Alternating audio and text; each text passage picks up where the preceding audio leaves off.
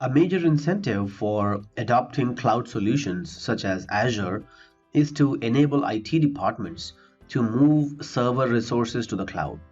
This can save money and also simplify operations by removing the need to maintain expensive data centers, and that will need UPS generators, fail-safe mechanisms, clustered database servers, and the list will go endless.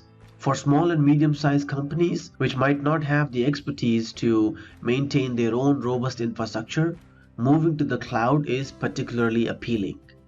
Once the resources are moved to Azure, they require the same networking functionality as on-premise deployment.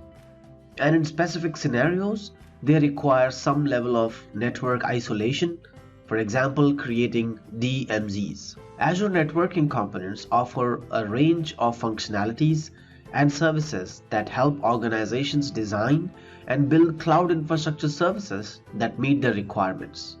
Azure has several networking components.